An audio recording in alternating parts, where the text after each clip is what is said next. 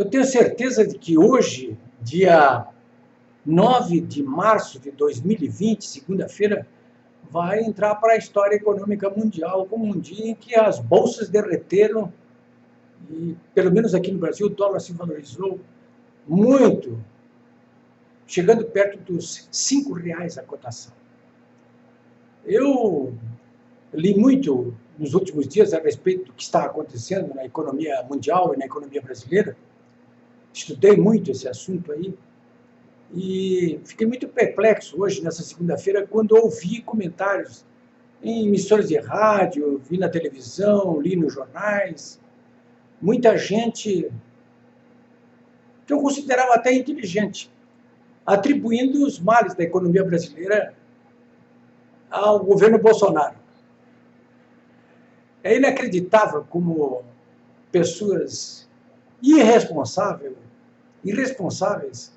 são capazes de simplesmente não se debruçar sobre o que está acontecendo na área econômica e falarem coisas sobre as quais não entendem coisa nenhuma. Eu me lembro até que quando comecei no jornalismo, há décadas atrás, eu fui fazer jornalismo econômico, trabalhava aqui em Porto Alegre, no jornal Correio do Povo, e junto com colegas meus, era ali em 1967, quando surgiu a primeira lei de mercado de capitais, digna desse nome aí, se criaram os bancos de investimento, bancos de desenvolvimento, corretores de valores, fundos de investimento. E eu me lembro que algumas pessoas me paravam na rua e diziam: olha, Polípio, por que vocês, jornalistas de economia, têm uma linguagem tão hermética? E eu fui sincero com ele, eu digo: é porque a gente não entende o que está escrevendo. E remete, reproduz aquilo que dizem, né, como papagaio. As coisas mudaram, pelo menos em relação a mim e ao próprio jornalismo econômico brasileiro, que eu acho que evoluiu muito, né? Eu estudei muito, viajei muito. Hoje já ocupei funções públicas, inclusive, por exemplo, de secretário da Fazenda, secretário de Indústria e Comércio. Enfim, posso dizer que eu entendo dessas coisas. Tenho livros publicados, inclusive. Bom, mas eu confesso que fiquei perplexo. Agora, o governo Bolsonaro, olha, vejam só, ele herdou uma herança maldita deixada pelo governo Dilma aí, que produziu a pior recessão da história econômica do Brasil. Recente agora isso aí. Foi agora em 2015 e 2016. Depois dela, ela caiu até basicamente por isso. É economia estúpida, diziam, né? Pois bem, ela caiu basicamente por isso aí. Claro que também já não tinha mais sustentação política, vivia metendo o pé pelas mãos. Mas é herança maldita que o Temer, até que no primeiro ano ele conseguiu conter essa queda do produto interno bruto, conseguiu até um avanço aí de 1,3% no ano seguinte, 2017, mas depois foi alvejado aí pela Lava Jato, aí não conseguiu fazer mais nada, praticamente, né? E essa herança maldita está na mão do Bolsonaro agora, né? Eu já vou voltar a falar sobre esse assunto. Mas eu quero dar duas notícias de hoje, que vocês já devem ter visto, aí apenas para situar o comentário que eu estou fazendo. Primeiro, foi essa inédita nos últimos anos, operação de circuit breaker, ou seja, a Bolsa de São Paulo, ela teve interrompido as suas negociações perto do meio-dia, porque chegou a um limite máximo permitido para queda naquela jornada ali, que era de 10%. Já foi aos 10%. Já não vejo isso há muito tempo. Nós já temos menos de 100 mil pontos na Bolsa de São Paulo. Depois foram retomados os negócios, 30 minutos depois, e às 15h30, um pouco antes do comentário aqui meu com vocês, a queda estava em 11,2%, que é uma queda brutal. É brutal. É uma queda da Bolsa, né? O dólar, na contramão, ele vem subindo aí, o dólar. O dólar estava cotado nesse mesmo horário, 15h30, perto de R$ 5,479 com viés de alta. Então, agora, o que eu quero colocar para vocês é o seguinte: as bolsas estão derretendo em todo o mundo. Em todo o mundo. Quer dizer, por que razões? Basicamente, as bolsas no mundo inteiro e no Brasil estão caindo e o dólar está subindo por duas razões, as externas, né? Primeiro, por causa do coronavírus. Vocês vejam que a Itália, hoje, de tarde, agora há pouco, o governo anunciou que já morreram 463 italianos. Morreram 463 italianos. Aqui no Brasil não morreu ninguém até agora. A Itália. Quer dizer, um quarto da Itália hoje está praticamente em quarentena. Né? A França se colocou, na prática, toda ela em quarentena, porque proibiu reuniões com mais de 1.000 pessoas. Então, é um caso grave mesmo. E a própria Organização Mundial da Saúde, hoje de tarde, disse que pode, a qualquer momento, decretar uma pandemia. Pô, é o pior dos mundos. São as piores notícias. Né? Tem gente que diz, não se alarme, então não é para tanto. Bom, a imprensa está exagerando? Eu não acho que está exagerando, não. Eu acho que é isso aí mesmo. O que está acontecendo? Então, a economia mundial está em tensão, né? Por quê? Porque esses países, todas as economias, inclusive a da China, principalmente, onde começou tudo isso aí, está paralisada, né? Está virtualmente parada. Está virtualmente parada.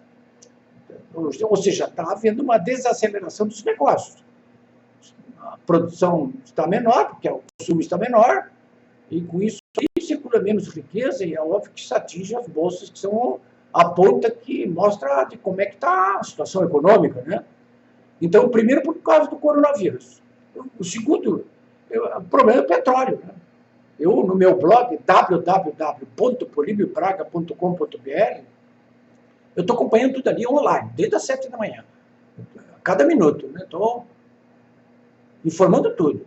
Bom, o petróleo desabou aí. O petróleo que já foi vendido a quase $200 o barril, hoje está cotado a $30. Né? Só hoje foi uma queda de 20%. Tem uma guerra entre a Rússia e a Arábia Saudita, porque eles querem, a Arábia Saudita, que está na OPEP, quer reduzir a produção para poder manter o preço do petróleo, pelo menos, no nível que está, ou pelo menos garantir que ele não caia mais. Né? Mas a Rússia não concordou com isso aí e continua produzindo tanto quanto antes.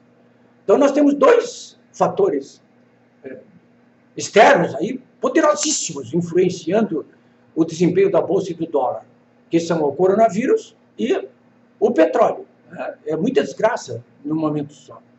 Então, isso aí, basicamente, isso aí tem um fator interno também, mas eu já vou falar sobre isso aí com vocês. Né? Agora, atribuir ao governo Bolsonaro isso aí, realmente é exagerar, né? Porque o que fez o governo Bolsonaro até agora em relação ao mercado? Quer dizer, o mercado estaria assustado por causa do governo Bolsonaro? Quer dizer, o que o mercado pediu aí? Antes de mais nada, o ajuste fiscal.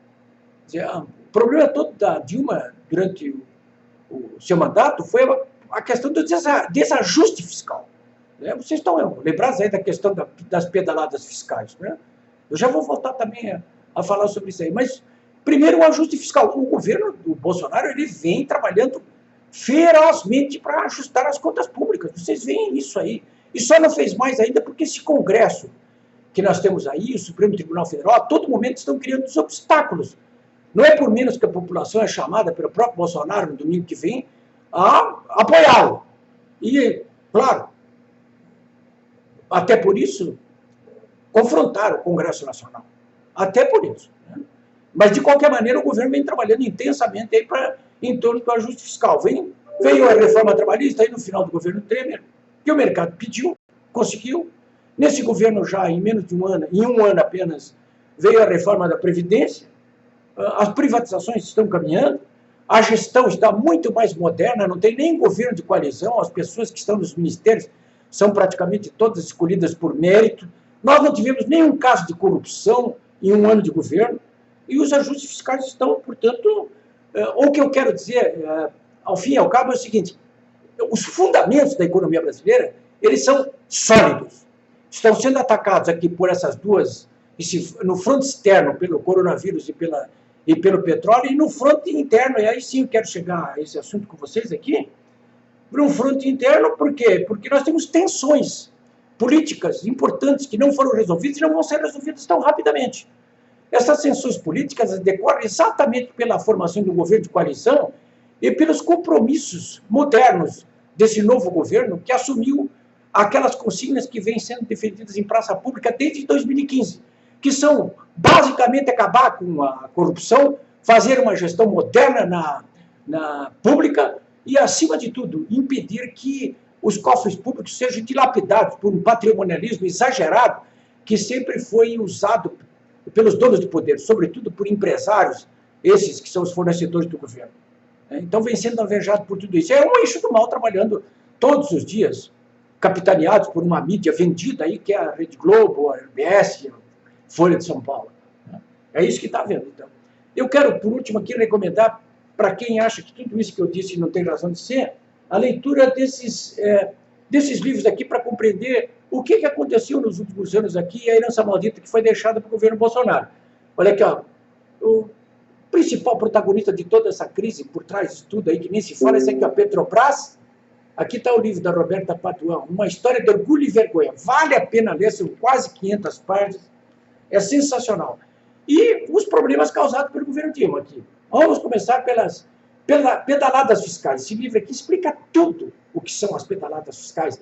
Esse desajuste provocado no governo Dilma e que ela tentou falsificar através de jogadas aí que foram consideradas criminosas pelo Congresso, tanto que foi caçada por causa disso aqui. E aqui, um balanço de tudo, do que foi o governo Dilma aí, né?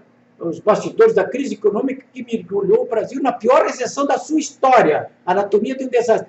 Está contado em detalhes aqui o que é a herança maldita que o Bolsonaro recebeu. As pessoas querem ignorar isso aqui? Pode ignorar. Agora, quem está me vendo aqui não pode ignorar. Né? E, por último, quem é que atacou esses vagabundos todos aí dessa organização criminosa montada por Lula, pelo PT e liderada pelo Lula? A Lava Jato aqui, ó. Tá vendo? Aqui está um balanço de tudo. Operação Lava Jato. Eu tinha a obrigação hoje de colocar essas questões para vocês. Eu falei muito rápido, porque eu queria resumir as coisas aqui e não ficar com delongas. Né? Se você não entendeu tudo que eu falei, volte a gravação aí e tente entender as coisas. Né? Mas não se deixe levar por essa gente que está ocupando os meios de comunicação aí como se entendesse de economia, mas que, na verdade, não entende porra nenhuma de economia. É isso aí, senhores.